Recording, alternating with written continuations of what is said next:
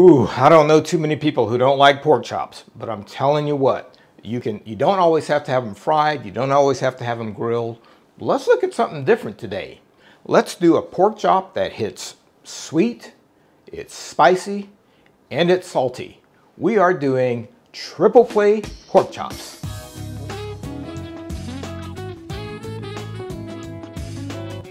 Hey guys, thanks for joining us. If this is your first time tuning in, let us know you're out there by giving us a big thumbs up below and then hit that subscribe button to make sure you never miss a video. Now, let's start cooking.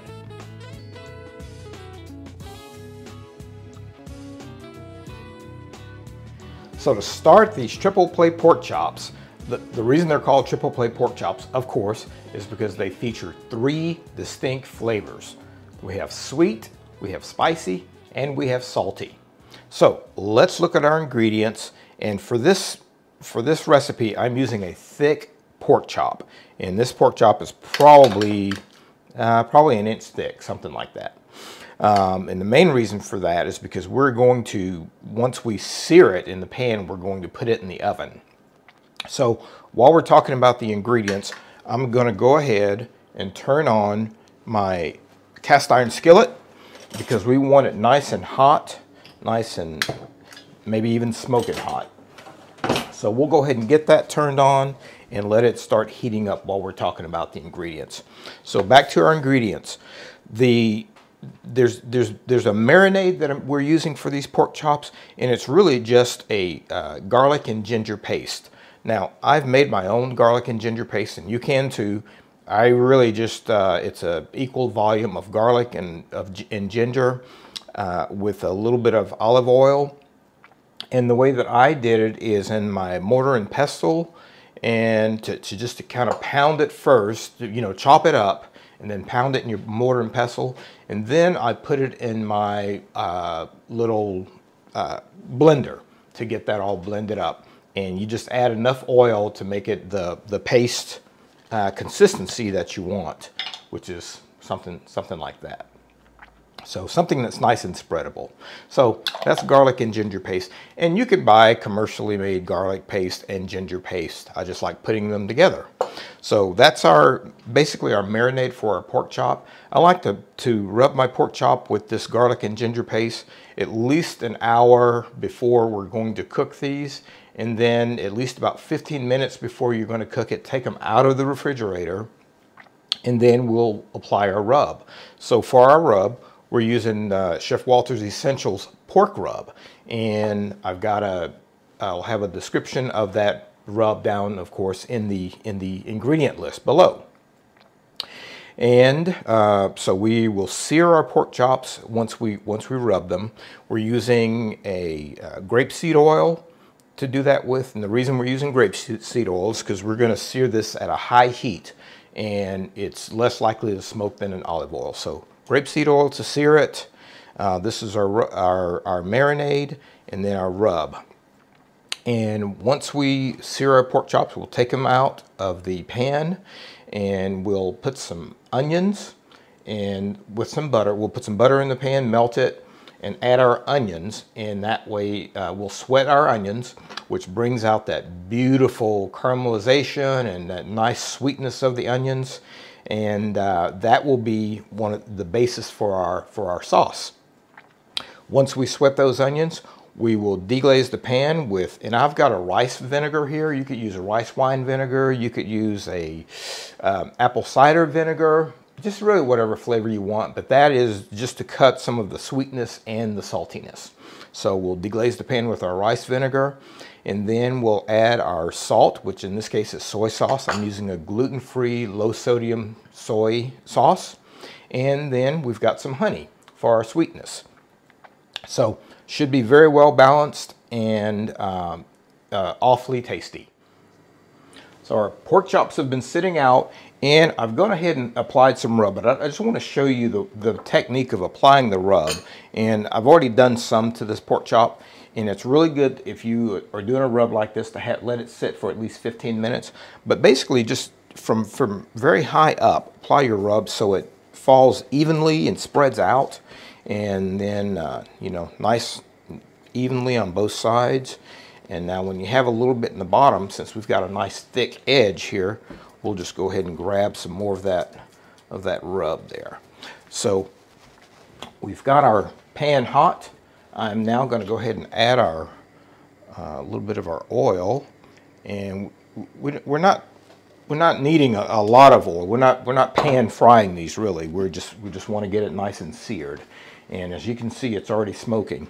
And with these spices, we may need to go ahead and turn our vent hood on just to keep down the smoke. But now in we go with our pork chop. So we're going to sear this pork chop nicely on both sides. Then we'll hold the edge up and make sure we render some of that fat, which has some of our nice seasoning on it as well. So in with our pork chop. And that's the sound you want to hear. And do not move it. Once you put it in the pan, just let it sear there and let it kind of develop its crust. That's what we're going for. So we'll probably go for 3 or 4 minutes on each side. We'll let it go now for a few minutes, and then we'll check it in just a second. And you know, if you use cast iron, the one thing about cast iron is it's nice to get it, put it on the heat and let it heat up slowly, because once it heats, it will really hold that heat in. So that's the one thing that's really nice about cast iron.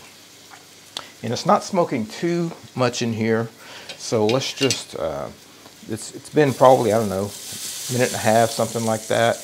We'll let it, and maybe we'll go ahead and check it just to see what we're getting. Oh, okay, so it's starting, but we need to let it go a little bit more. So we're going to let that go for, like I said, probably a good 5 minutes on this one side, and then we'll turn it. I decided to go ahead and turn the vent hood on because it is starting to smoke a little bit. So now we'll go ahead and turn it, and look at that caramelization.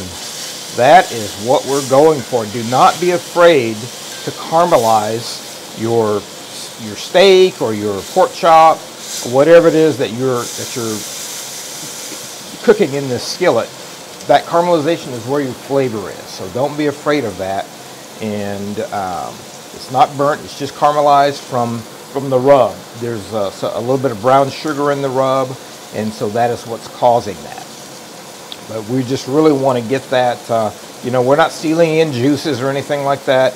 We are literally just caramelizing the outside to build up flavor. So we want to keep that nice, that second side nice and in contact with the pan. So again, we'll let this go for about another 5 minutes, and we'll come back and we'll sear the edges. Our second side's been going now for about 3 or 4 minutes, and look at that, it's nice and caramelized. So that is good to go. And now what we'll do is, you know, depending on your pan, you can just hold it there with your tongs, and we just really want to get that fat rendered on the edges there. And you can also just lean it up against the edge. That works as well.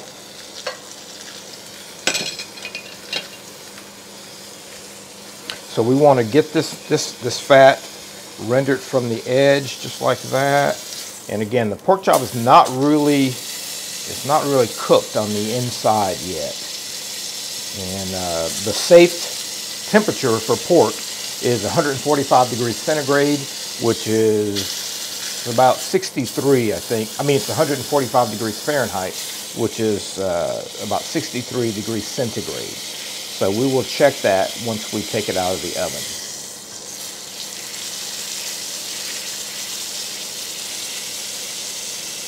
And boy, look at that. Very nice. Now we have a lot of, you know, residual pieces that are really from the rub that have come off in the pan. So we'll take a few of those out because we want our sauce to be nice and smooth. But once we get that rendered on the side like that, I've got another little pan here that I've had heating up in the oven. that we will let our pork chops sit in, and we want to just keep it warm. It doesn't have to, it's not going to go in the oven. It's just going to sit out and stay heated.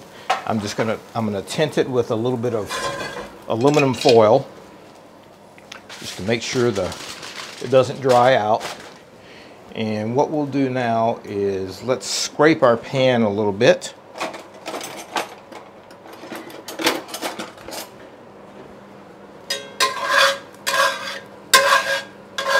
Just like that, and we'll get rid of some of the bulk there, and then we'll move on to the next step. We cleared some of the charred bits out of the pan. Of course, we didn't take everything out because that's flavor again. So now what we'll do is we're just going to melt some butter in our pan, and I'm using probably a tablespoon, maybe something like that, of butter. And then we will, on top of our butter, we will add our onions. And now I have turned the heat down to low on this pan. So as a matter of fact, if we see it moving too quickly, I'll just take it off the heat for a little bit. But you really just want to cook these onions slowly. You don't want to crisp them up. You just want to cook them until they're soft and translucent. And what we'll do is, as always, I'll add a little bit of salt as I cook those, because that will help to release some of the moisture. And so we want to, you don't have to stir them the whole time, but just let them cook and stir every few half minute or so to make sure everything's making nice contact.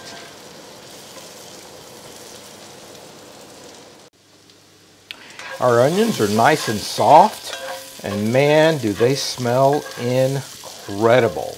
So the fact that we added butter to this pan is, you know, we kind of almost have kind of an Asian thing going here. But then we added butter, which kind of makes it French. So we're doing kind of a cross-cultural dish here. So now we're going to deglaze this pan with this rice wine, which again is kind of more of an Asian flavor. And we want to let that bubble up, and we'll let it reduce a little bit. So that will you know, deliver some incredible flavor as well. And you can see it now. It's already, in fact, I've turned my heat back up, because now once you do this, once you deglaze the pan with that wine, you want to cook out some of the actual flavor of the wine. But what it does is increase the depthness of flavor of your sauce overall. And you just want to let that rice vinegar or that rice wine cook until it's kind of syrupy. It's reducing, which is intensifying it in flavor. And we want to do that until it reduces about half. And we are very close to there.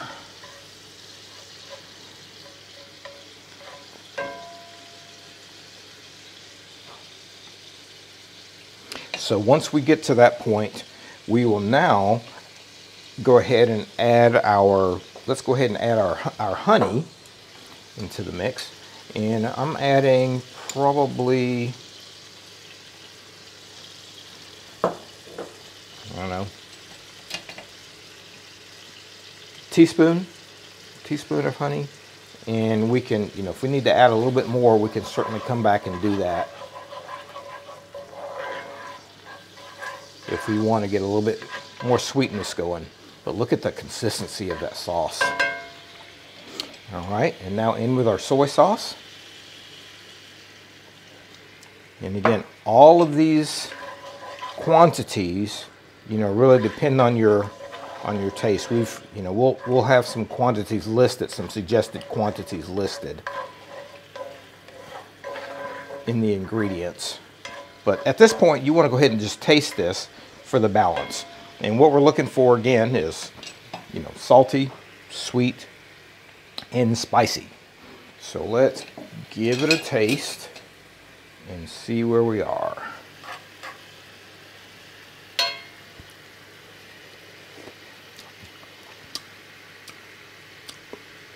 Wow.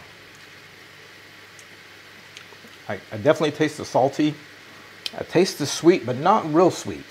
And that is really what we want. We don't want it to be sugary sweet. We just want it to be a little bit sweet. So now I'm going to, I think what I'm going to do is I'm going to add a little bit of water. I mentioned in the description that you can add a little bit of water if you want to thicken that sauce up. So I'm just going to add a little bit of water just to make sure that sauce stays thin enough. I think I may have said thicken, but thin enough to coat our pork chop. And now I've preheated the oven. In fact, I think I neglected to mention that. I preheated the oven when we first started to about 425. Because what we're going to do now is we're going to put our pork chop back in the skillet, and then we're going to put that in the oven for just a short period of time to get that nice and caramelized. So in with our pork, and let's baste it just a little bit with our sauce. Beautiful.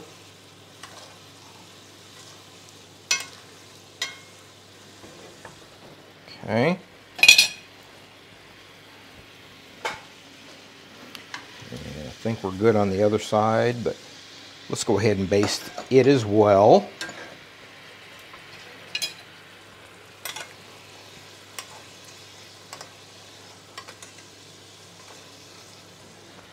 All right, once we have that nice and basted, we are now just going to put this into our very hot oven.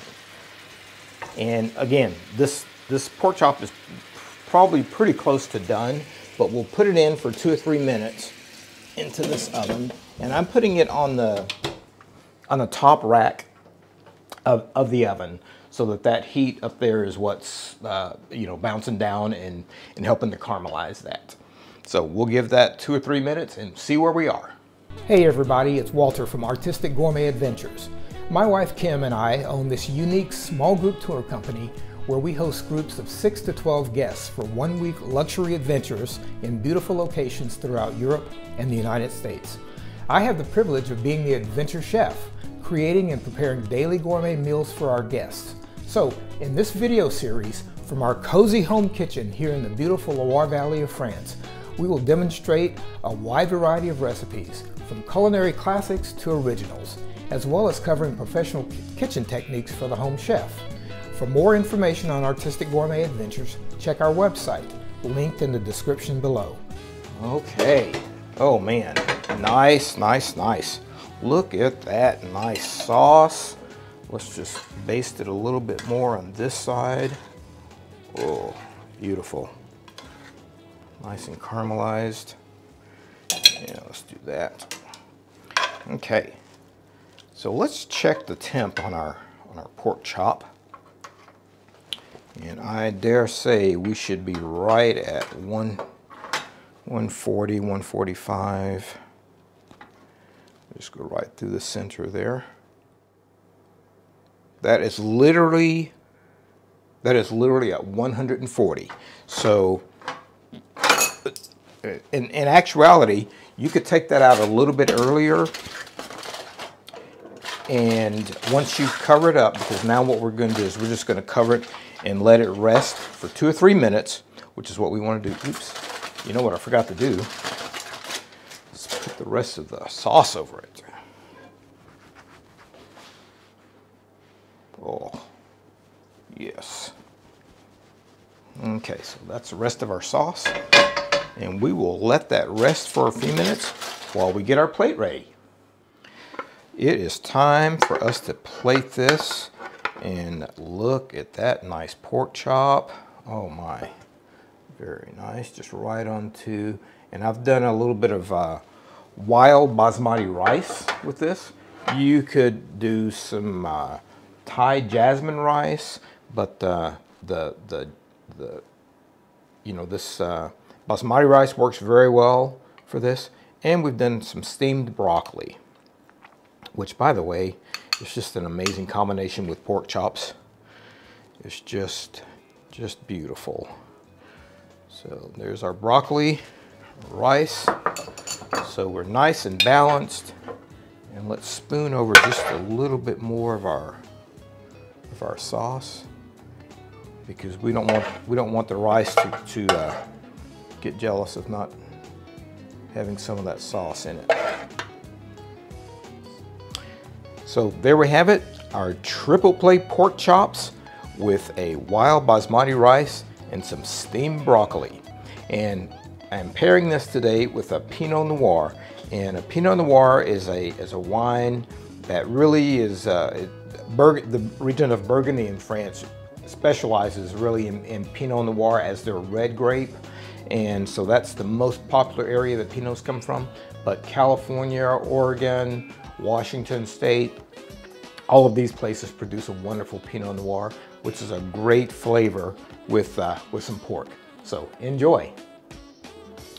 All right. Of course, I always like to start right here on this end. I'm not sure why, but we'll just start right over here. Oh, look at that. It's just beautiful. Nice and juicy. Oh, my mouth is watering just looking at it. Okay. Let's give that a shot.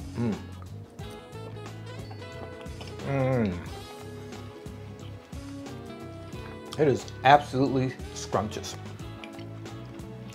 You get the nice spice from the rub, that honey, just a subtle hint of sweetness, and the salty from the little bit of soy sauce.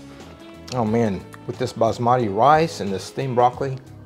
The onions, man, everything about this is just delicious. You have got to give this a shot. If you enjoyed this video and you'd like to see more, give us a thumbs up below and hit that subscribe button. It's free. And ring the bell if you want to be notified as soon as we release a new video. Also, let us know in the comments if you have any special recipe requests. We really appreciate you tuning in. See you next time.